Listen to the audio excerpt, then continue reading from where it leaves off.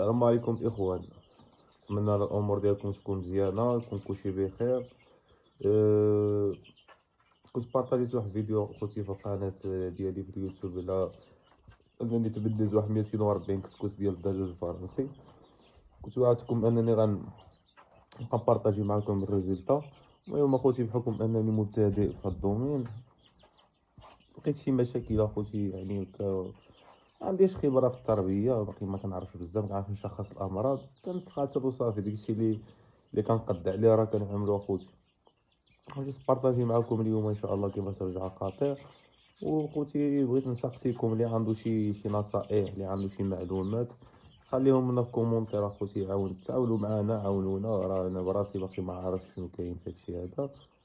وتقاسموا معايا التجربه ديالكم ونتقاسم معكم التجربه ديالي.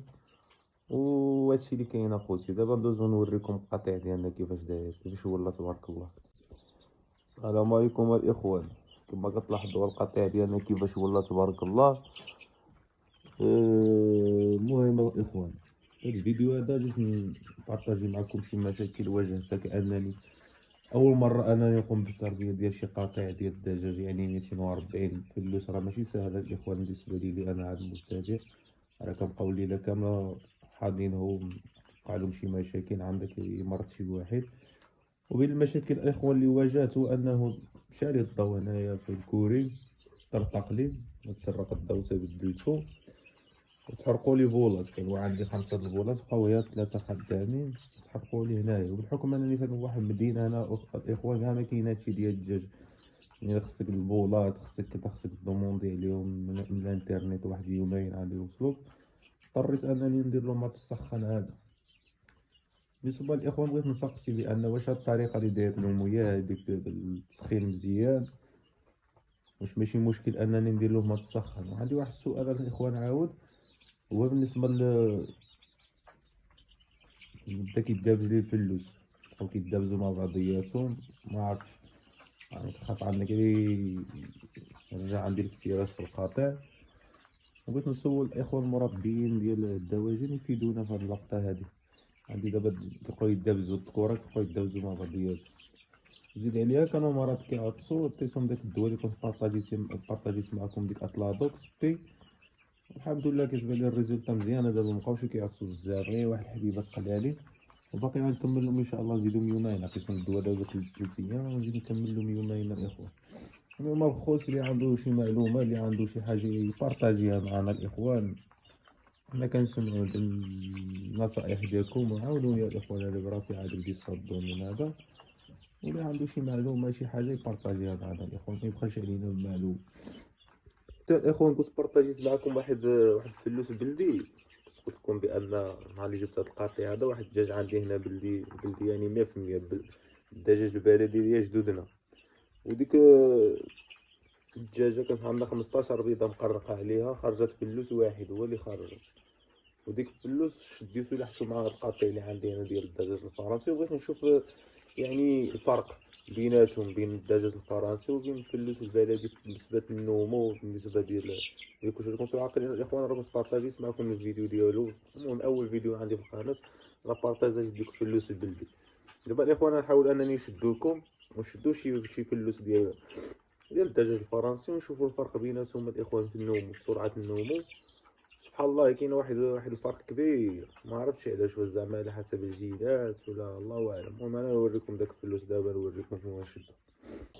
المهم الاخوان حاولت انني نشدو كما كتلاحظوا الاخوان. هذا اللي هنا هو الفلوس ديال الدجاج البلدي ديالنا، وهذا ما شاء الله هو اللي قلت لكم الاخوان الدجاج الفرنسي. شو تبارك الله الفرق بيناتهم في الحجم.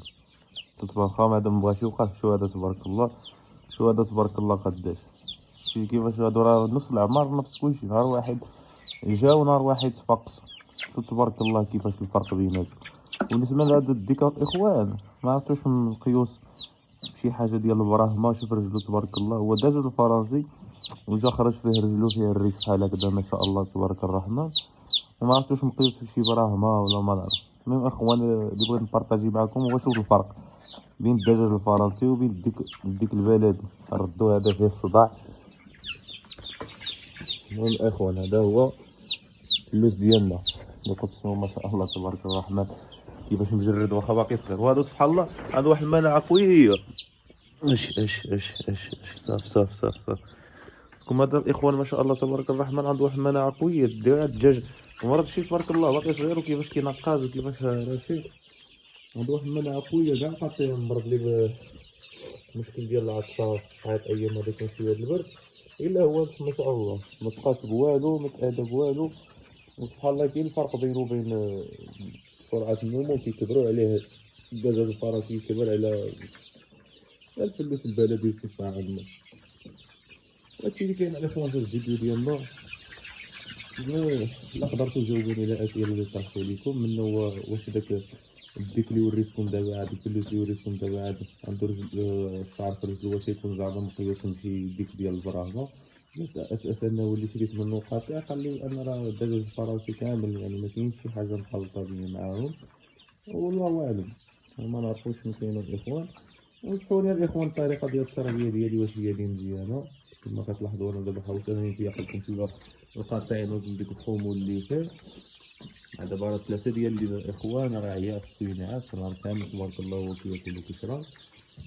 بالنسبه للدواء الاخوان اللي كنت وريتكم راه تبعتولهم دابا 3 ايام غنزيد نكمل لهم يومين غنرجع نعطيهم عاود الماء فيه الثومه والبصله والحار باش انني نحاول انني نرفع المناعه ديالو. وهادشي اللي كاين الاخوان. ونتمنى الله يجيب لنا التيسير داو معنا الاخوان. واللي عنده شي سؤال وشي حاجه يحطوا لنا في التعليق ودعمونا الاخوان. هادشي اللي كاين. والسلام عليكم.